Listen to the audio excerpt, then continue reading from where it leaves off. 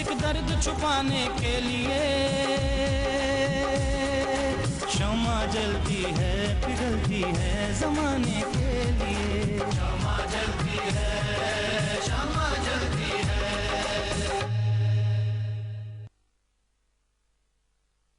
अब तुम शादीशुदा हैं, हर बात सलीके से कर सकते हैं।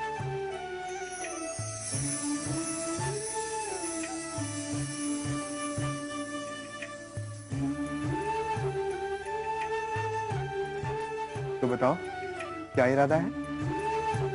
आप भी ना कैसी बातें करते हैं, ये भी कोई कहने सुनने की बात है?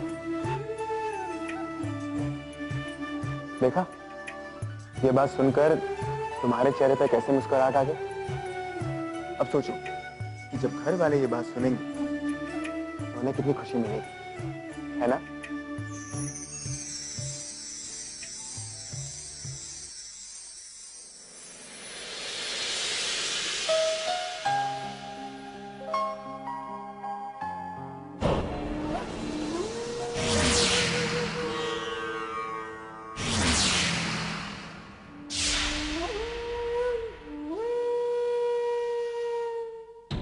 मैं तुमसे कुछ भी कहता हूं, लेकिन तुम्हें समझ में नहीं आता।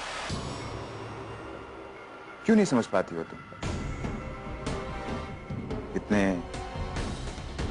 प्यार से समझाता हूं, फिर भी तुम समझ नहीं पाती। अब किसे कहूं समझाने के लिए?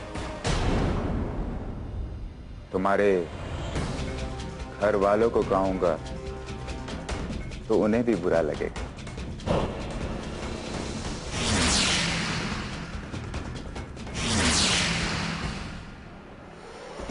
क्यों? सही कहा ना मैंने तो ऐसा कुछ भी नहीं किया, और सिर्फ वही करती हूँ जो आप मुझे करने के लिए कहते। तुम रुको, मैं आता हूं।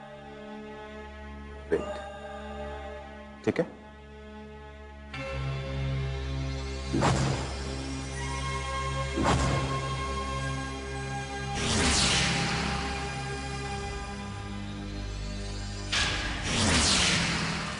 तो हाँ,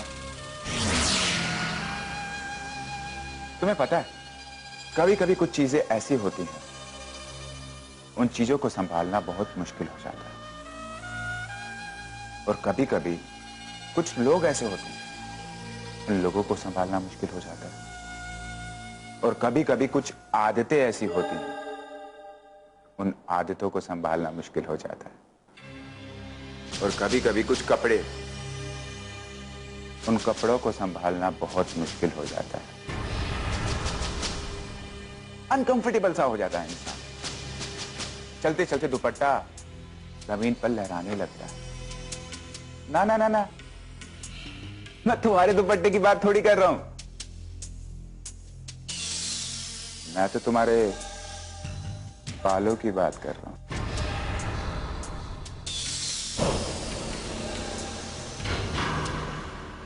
इन्हें संभालने संवारने में कितनी मुसीबत होती है। देखो मैं तुम्हारे लिए क्या लेकर आया हूं, सरप्राइज।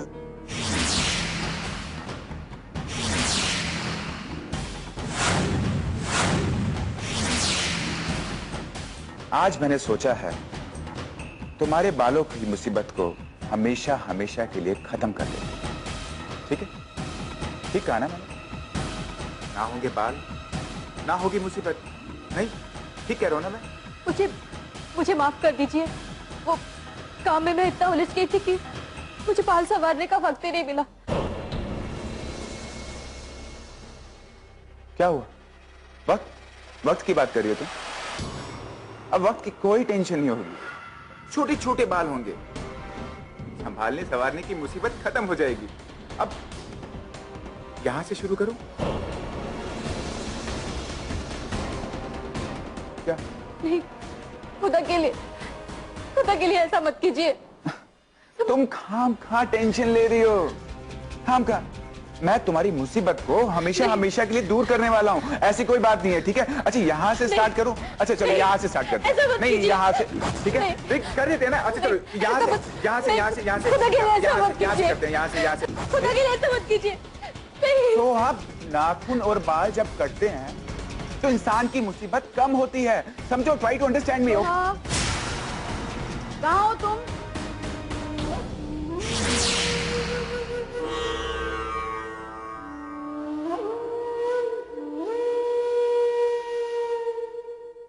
क्षमा जलती है, पिघलती है, पिघलती है ज़माने के लिए।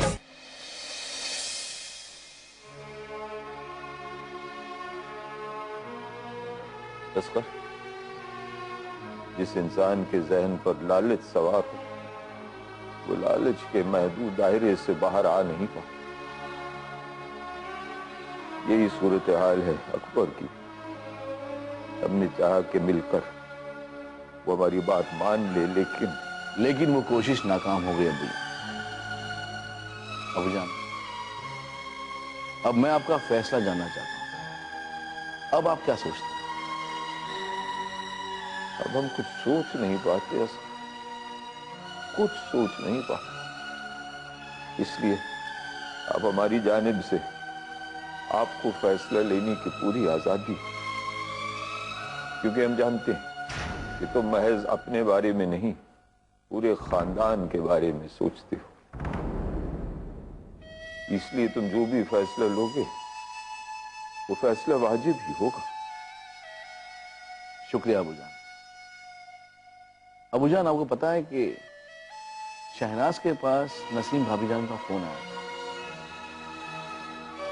वो इस बात को लेकर बेहद फिक्रमंद थी कि सोहा न जाने उस घर में किस हालत में, उसके बारे में कुछ पता नहीं। अबूजान, इस बात की एक वजह भी है। वो वजह यह है अबूजान कि सोहा हमसे फोन पर बात नहीं कर सकती, और ये सारी बातें एक शक पैदा करती हैं। कैसा शक? शक ये है अबूजान कि सोहा उस घर में खुश नहीं, इसलिए फोन पर बात करने के लिए बंदिशें लगाई। अबूजान, बंदिशें लगाने का माना यह होता है कि सोहा हमें अपनी हालत के बारे में खबर ना दे पाए। ठीक कहते हो, उसका तुम ठीक कहते हो, लेकिन हर बात के दो पहलू होते हैं।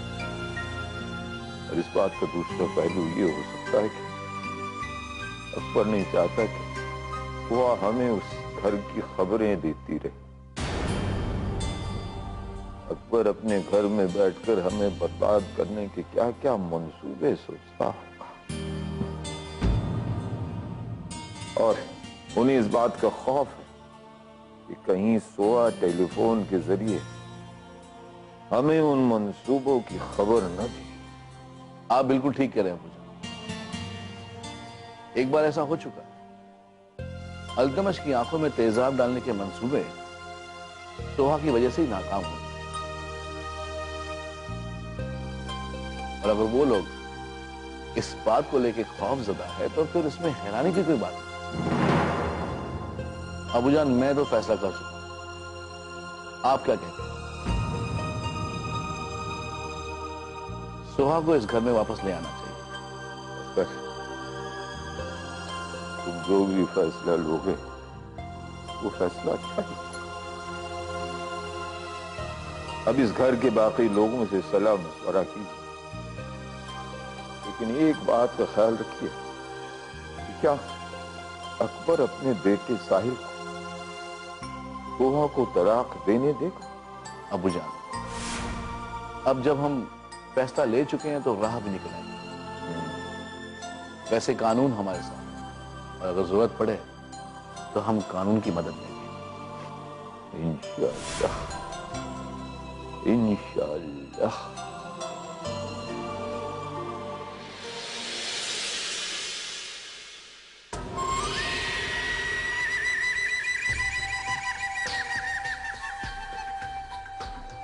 अब वो दिन जल्दी ही आएगा जब मेरी मांग में भी सिंदूर होगा।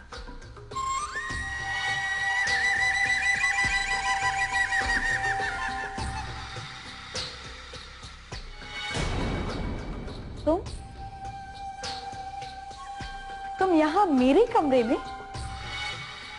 मैं तो सोच रही थी कि तुम मम्मी जी और पापा जी के साथ मिलकर मुझसे निपटने के नए नए तौर तरीके तलाश रही हो। लेकिन कोई बात नहीं, मुझे भी इसी बात का इंतजार, क्योंकि इस बार हथकड़ी सिर्फ ऋषि के हाथों में नहीं, तुम सबके हाथों में लगी। क्योंकि मेरी जिंदगी तबाह करने में तुम सबका हाथ है और कानून मेरे साथ। अब इसकी नौबत नहीं आएगी कभी। तू परेशान मत हो, क्योंकि तेरे रास्ते की सबसे बड़ी दीवार गिरने वाली है।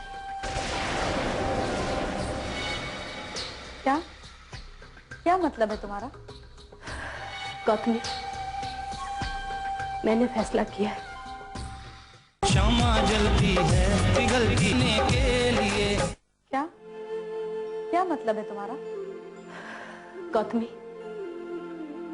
मैंने फैसला किया है कि मैं अब तेरे रास्ते से हट जाऊं और ये घर छोड़कर चली जाऊं, क्योंकि ना मैं ऋषि के हाथों में हथकड़ियां लगते देख सकती हूँ और ना इस घर के लोगों के हाथों में। तुम तो ये घर छोड़कर जाना चाहती हो, लेकिन क्या इस घर के लोग तुम्हें ये घर छोड़कर जाने देंगे? वो तब रोकेंगे ना गौतमी, जब उन्हें पता चलेगा। मैं सबको बिना बताए जाऊंगी। इसी में हम सबकी भलाई है पल्लवी। मैं मेरी औलाद खो चुकी हूँ और अब तुम्हें भी ऋषि के रास्ते से हटना होगा। और तुम्हारे सहारे के लिए तुम्हारा बच्चा तुम्हारी कोख में पल रहा है। औलाद तुम्हारी और सुहाग मेरा।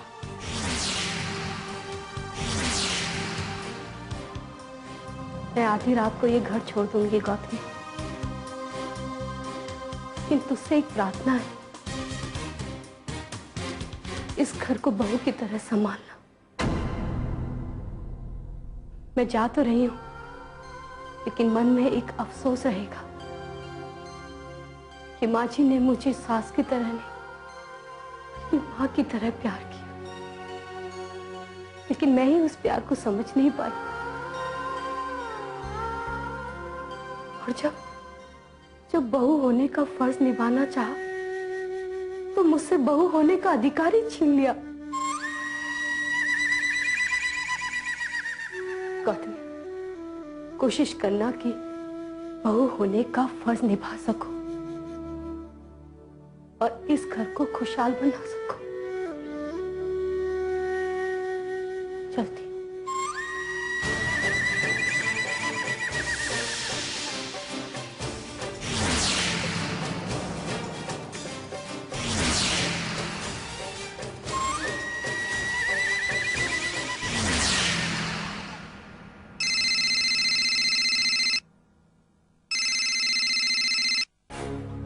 बोलो गौतमी, कैसे फोन किया? आपको धन्यवाद देने के लिए फोन किया है कि आखिर आपका ही तरीका काम आया। आपने घर में पुलिस क्या भेजी कि सबके होश उड़ गए। अब तो सब ये सोचने पर मजबूर हो गए कि आगे क्या होगा। मैंने कहा था, होना वही है जो तुमने सोचा है, लेकिन बीच में तुमने अपनी कोशिशें शुरू कर दी। हमारे तौर तरीके से चलोगी तो उस घर की बहू जरूर बन जाओगी। आई एम सॉरी अकबर जी, लेकिन अब मुझे समझ में आ गया है कि आज ही नहीं, आगे भी मुझे आपकी मदद की जरूरत पड़ती रहेगी। मैं तुम्हारे साथ हूँ गौतमी, बशर्ते कि तुम मुझे नहीं भूलो। भाई मेरा तो एक ही उसूल है कि मामला चाहे जो भी हो, हर बात एक सौदा है। खुशी चाहिए तो सौदेबाजी, कामयाबी चाहिए तो सौदेबाजी, हर बात में सौदेबाजी। और यही मेरा मानना है कि कुछ पाने के लिए कुछ खोना पड़ता है, कुछ हासिल करने के लिए कुछ समझौते करने पड़ते हैं। मुझे क्या समझौता करना होगा अकबर जी? उस घर की बहू बनने के बाद तुम्हें इस बात का ख्याल रखना होगा कि मैंने तुम्हारी कितनी मदद की थी। कम से कम तुम्हें तो मेरे साथ वफादारी करनी ही चाहिए, क्योंकि तुम्हें उस घर की बहू बनना है तो मुझे उस घर के लोगों को अपने कदमों पर झुकाना है, जो आज मेरे सामने सर उठाकर मुझे चैलेंज करना चाहते हैं। मुझे आपकी बात याद रहेगी। खैर ये बताओ, और क्या खबर है? ऋषि तुमसे शादी करने के लिए तैयार है या नहीं? हाँ जी, वो तो राजी है। रुकावट तो उसके घर वाले थे और सबसे बड़ी रुकावट थी पल्लवी, जो कि अब दूर होने वाली है। कैसे दूर होगी वो? मुसीबत को हमेशा के लिए दूर कर देना चाहिए। कहीं वो इस तरह से दूर ना हो कि बाद में तुम्हारे लिए मुसीबत बनकर खड़ी हो जाए। जी, इसीलिए मैंने आपको फोन किया। एक्चुअली पल्लवी आज रात को घर छोड़कर जाने वाली है और मैं चाहती हूँ कि वो घर छोड़कर जाए, लेकिन वापस लौटकर कभी ना आए। हाँ, ऐसा ही होगा गौतमी। बस तुम पल्लवी पर नजर रखो। जैसे ही वो घर से बाहर निकले मुझे फोन कर देना। आगे क्या करना है वो मैं देख लूंगा। जी, मैं आपको फोन जरूर करूँ। बाय।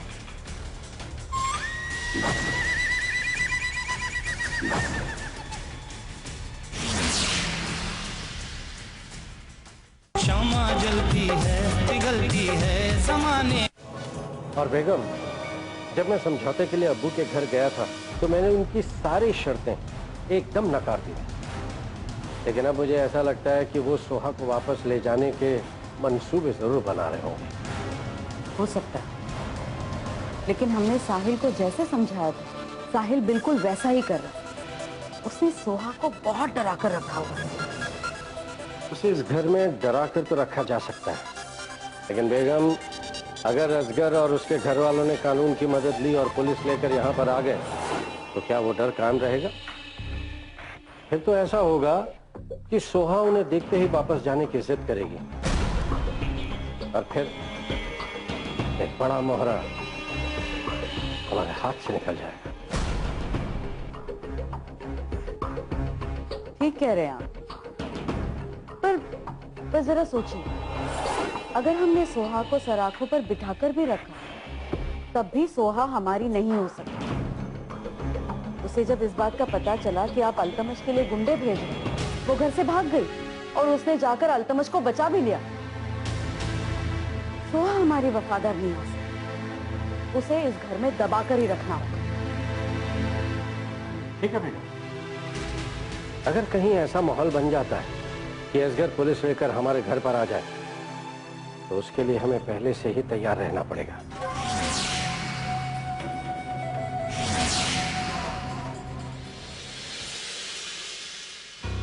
मेरी अबूजान से इस बारे में बात हो चुकी और उन्होंने भी इस बात का फैसला मुझ पर छोड़ रखा है। बेगम, मेरी जिम्मेदारियां बढ़ चुकी हैं। इस घर में सोहा के बारे में हमसे ज्यादा सोचने वाले लोग हैं। आप शायद क्षमा को भूल गए। अगर सोहा वहां खुश नहीं रहती या अगर उसके साथ कोई ज्यादती हो रही होती तो क्षमा सोहा को वहां छोड़कर कभी नहीं आती। आप बिल्कुल ठीक कह रही हैं, पर असल में वजह सोच की है। सोच में फर्क है। कुछ लोग जुल्म बर्दाश्त करने की सोच रखते हैं और कुछ लोग जुल्म का जवाब देने की सोच रखते हैं। बस मैं कुछ ऐसा ही हूं कि रोज रोज की घुटन से बेहतर यह है कि हम सोहा को उस घर से वापस लें। सोहा को वापस लाना कोई बड़ी बात नहीं,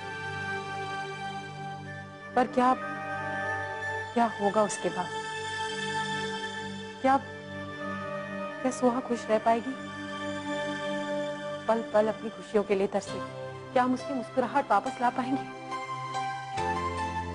साहिल के साथ तलाक के बाद क्या होगा, हमें पहले ये सोचना है। बेगम, इसी सोच की वजह से इस घर में सबने खामोशी इख्तियार कर रखी है। सबने। तो ये नहीं सोचा कि सोहा का क्या होगा। आज सोहा की वजह से क्षमा मजबूर, आज सोहा की वजह से अल्तमश मजबूर है, और ये मजबूरियां घटेंगी नहीं बेगम, बल्कि बढ़ेंगी।